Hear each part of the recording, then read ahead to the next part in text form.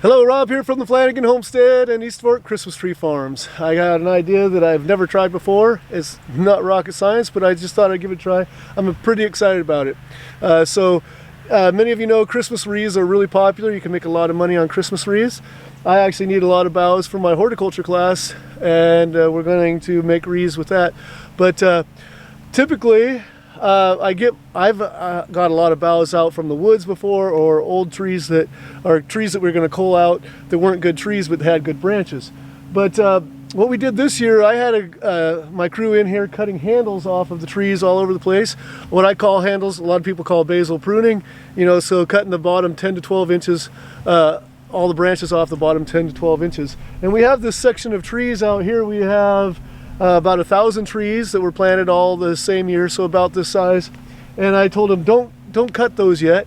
I'm going to come through and we're going to cut the handles off of that in mid-November like it is now, and then I can take those. Will be nice fresh noble boughs for the wreaths, and then we can go ahead and make the wreaths. So we're going to do that.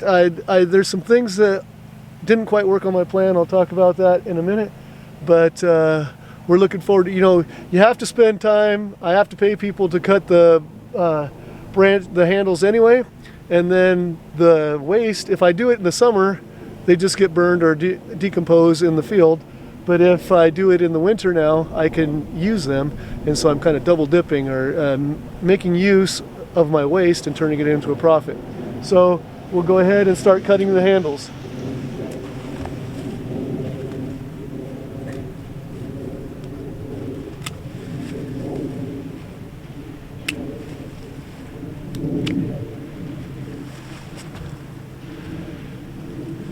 Okay, you don't have to sit there and watch me cut handles. It's just cutting the branches off the bottom.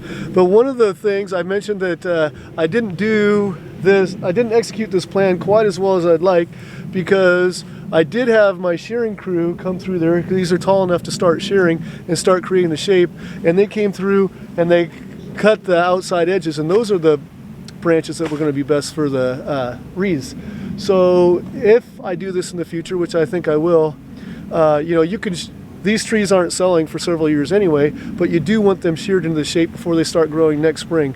So I will have my shearing crew hold off on the next acre there that's another year younger than these, and we'll not shear them in the summer. We'll come through, we'll cut the branches in the winter for the wreaths, and then we'll go ahead and shear them during the winter, and they'll be ready to grow in the right shape next year. So usually when I make a wreath, we like to have at least the length of my hand, and we like to have a good tip on the end of it, and at least branch coming out each side.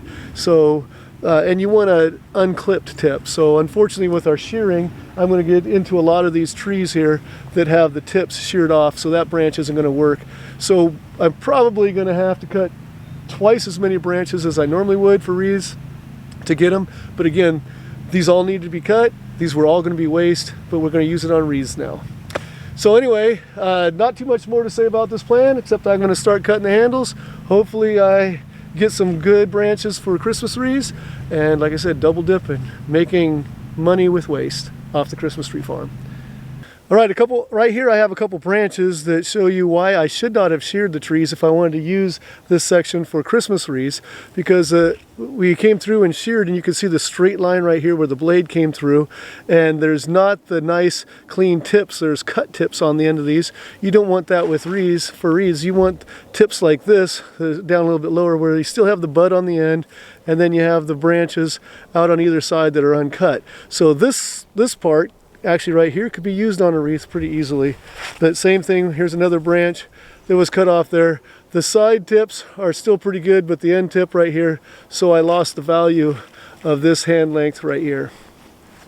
All right, it's actually pretty dark outside, but the camera screen looks pretty light, so hopefully the camera's adjusting for everything so you can see it. But some of you might ask, why not just to let the trees grow a lot taller, have a lot bigger branches, and then prune them off, then do the basal pruning and have a lot more branch. It gets significantly more difficult the taller the tree gets to do the basal pruning. You want to do it when they're smaller. This tree that's about 3 feet tall is way taller than we'd like it to be before we do our basal pruning, actually, because it has a lot more work. This one that's just a little over 2 feet, we'd like to get it done now or before that, and so we want to have it up high enough that it has some other branches that we're not going to cut off, but then we could take off the bottom and the branches aren't big and thick and hard to work yet. So, you know, if they're mid-thigh, they're definitely tall enough to do basal pruning. I know some people that will cut them really early and young because it's a lot easier, and they'll basically just leave the leader and the top whorl, and that's all that they have left, and then they'll grow up from there.